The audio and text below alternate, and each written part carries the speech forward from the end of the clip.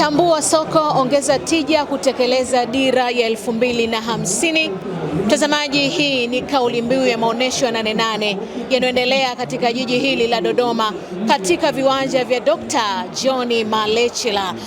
Mamlaka ya elimu na mafunzo ya ufundi stadi VETA wako ndani ya maonesho haya kwa lengo la kukujuza ama kukuonesha bunifu mbalimbali na elimu mbalimbali ambazo zinatolewa na vyuo vya VETA katika maeneo mbalimbali hapa nchini. Mimi kwa jina naitwa Ernest Maranya, ambaye ni mhitimu, nilisoma VETA na kuhitimu mwaka 2017, na baada ya kuhitimu mafunzo yamenisaidia kupata ujuzi ambao umenisaidia mimi mwenyewe kufungua ofisi binafsi. Nimejiajiri na najikita zaidi katika utengenezaji wa mashine za aina mbalimbali zikiwa zinalenga kusaidia jamii na taifa kwa ujumla, ili tuweze kuinuka katika sekta mbalimbali za uzalishaji na kuongeza tija katika uzalishaji, hasa sekta ya kilimo na wafugaji.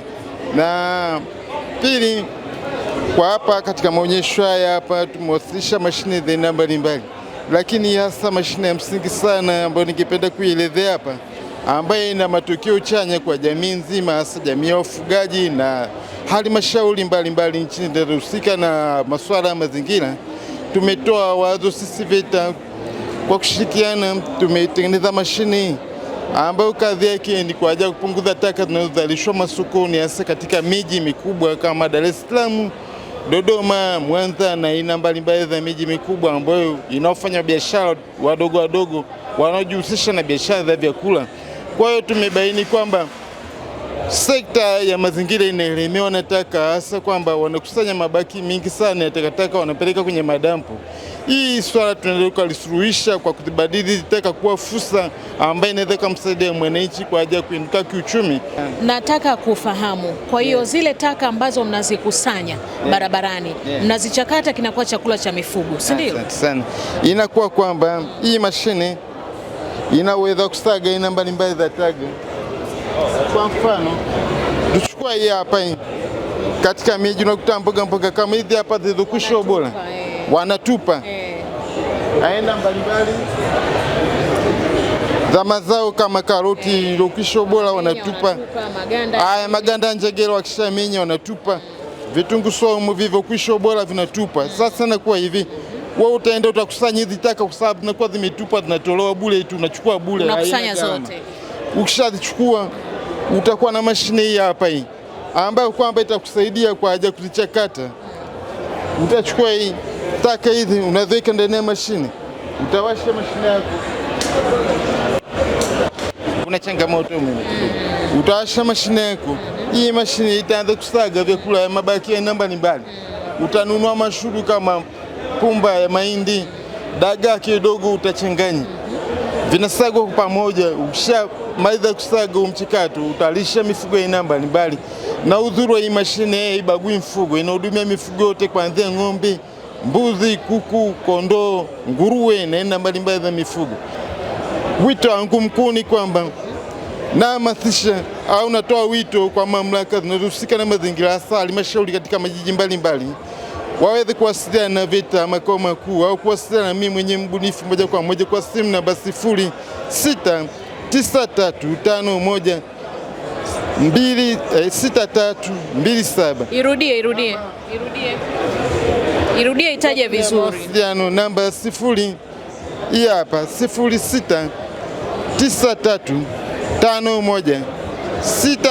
0693516327 au kuwasiliana na VETA makao makuu, ili kwa pamoja tuweze kushauriana na kupeana mafunzo ya aina mbalimbali ambayo yanaweza kusaidia kuwanufaisha wananchi, hasa kada ya wafugaji, lakini wakati huo kusaidia halmashauri kuweza kukabiliana na tatizo la ukusanyaji wa taka kwa ajili ya kusafisha mazingira. Asanteni sana. Mtazamaji, maajabu yanazidi kuendelea ndani ya banda la VETA. Tunaendelea kukuonesha bunifu za mashine mbalimbali ambazo zimetengenezwa na wahitimu, lakini pia na wakufunzi wa vyuo vya VETA kutoka katika mikoa mbalimbali ambao wamefika katika maonesho haya. Hiki nilichokishika ni mashine ambayo imepewa jina la Kinyakyusa, inaitwa lugobo, ambayo kwa Kiswahili maana yake kwanyua. Tuko hapa na mmoja wa wakufunzi wa chuo katika banda hili la VETA, ambaye ataenda kutueleza hii mashine ina kazi gani hasa na kwa nini mmeita lugobo. Kwa nini? Waeleze wa Tanzania, lakini pia umetengeneza hii mashine, kazi yake hasa ni nini? Karibu. Kwa majina naitwa mkufunzi Antoni Liochi kutoka chuo cha mkoa wa VETA Mbeya.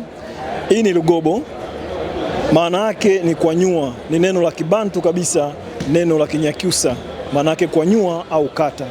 Kwa sisi kama VETA tuliweza kugundua, tukatambua soko baada ya kuona wakulima wengi wanavuna maparachichi, lakini yale maparachichi yanafika chini yakiwa hayana ubora. Kwa hiyo tukatambua mengine yanaanguka, yanapasuka, yanakuwa hayana ubora.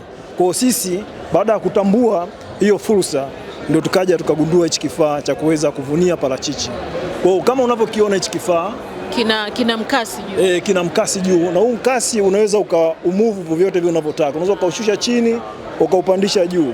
Lakini ina maana ukikata tunda linaangukia humu ndani ya hichi kikapu. Kwenye hichi kikapu, na hichi kikapu ni kama kuna sponge humu ndani. Kwa hiyo lile tunda lako linatoka likiwa liko vizuri kabisa. Sifagili kwa sababu ni kabila langu, lakini mmeona nyenye wenyewe. Hichi kifaa kinatisha. Unapoambiwa kwamba ongeza tija katika bidhaa zako mbalimbali kupitia hii mashine ndani ya banda hili la VETA. Ujumbe wako ni nini sasa kwa wakulima, hususan wale wa matunda? Unawaambia nini sasa kutokana na hii bunifu ambayo umeitengeneza katika chuo chenu cha VETA Mbeya? Kama kauli mbiu jinsi inavyosema kwamba tambua soko, ongeza tija, kwa kauli mbiu ya 20 na 50. Kwa hiyo sisi tumegundua soko na tumeweza kuongeza tija kwa wakulima ili waweze kupata mazao bora kutoka shambani, lakini vile vile bila kuharibu lile zao halisi jinsi lilivyo. Kwa mfano kama parachichi. Yes. Daga fijo. Mgonile. Ni maajabu ya bunifu mbalimbali yanaendelea katika banda hili la VETA. Tunaendelea kukukutanisha na wakufunzi, lakini pia na wahitimu wa mafunzo yanayotolewa VETA kutoka vyuo mbalimbali nchini. Kama unavyojua, VETA ipo katika kila wilaya unayojua wewe hapa nchini Tanzania. Wapo katika maonesho haya. Ubunifu unaofuata ni hili jokofu la kuhifadhia thamani ya zao la parachichi. Hawa ni wabunifu wa VETA kutoka Pwani. Tuko na mkufunzi hapa ambaye yeye kwa upande wake ataenda kueleza kwa nini walitengeneza hii mashine, lakini kazi yake kubwa ni kitu gani. Karibu. Asante sana. Ninaitwa Mwalimu Haji Sinani kutoka chuo cha VETA Pwani. Ni mkufunzi wa fani ya majokofu na viyoyozi au refrigeration and air conditioning.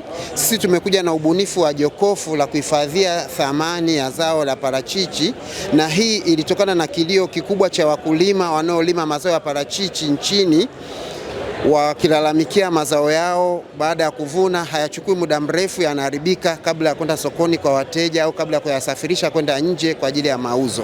Kwa hiyo mkurugenzi wetu mkuu wa VETA CPA Anthony Kasore alipotembelea mikoa ya Njombe alikuta kilio hicho, na yeye alikichukua akatuletea chuoni kwetu VETA Pwani, akatupa agizo la kutengeneza jokofu ambalo litaweza kukidhi mahitaji ya wakulima wa zao la parachichi ya mikoa ya Njombe na mikoa mingine inayolima parachichi kwa wingi, ili waweze kuongeza tija kwenye kilimo cha zao la parachichi.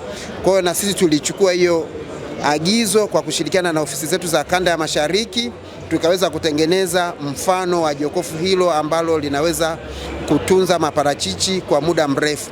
Parachichi lililoiva linaweza kukaa wiki 2 mpaka mwezi mmoja, lakini maparachichi mabichi yanaweza kukaa miezi 6 mpaka mwaka mmoja.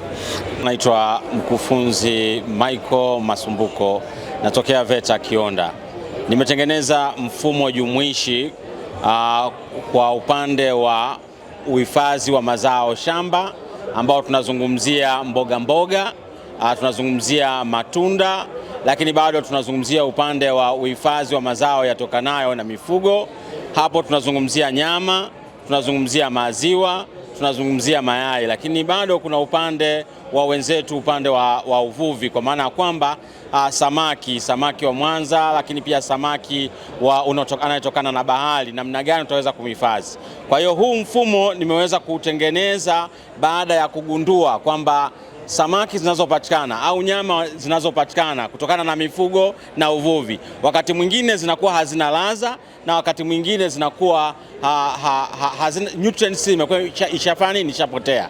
Nikaamua kuja na mfumo ambao unaweza kuwasaidia sasa wafanyabiashara lakini pia wafugaji waweze kuhifadhi mazao yao kwa ubora zaidi, ili kusudi waweze kuongeza thamani katika mazao ambayo wanayoyafuga, wakitarajia kwamba waweze kupata faida kubwa, kwa sababu thamani ikiongezeka faida itakuwa kubwa, lakini pia wateja wakiongezeka watapata faida, na wakipata faida inamaanisha hawa wafugaji, hawa wavuvi wataweza kuendelea. Lakini pia upande wa wakulima nimekwisha kuanza kufikiria kwamba wakulima wengi wanaivisha nyanya, wakati mwingine wanaivisha karoti, wakati mwingine wanaivisha hoho.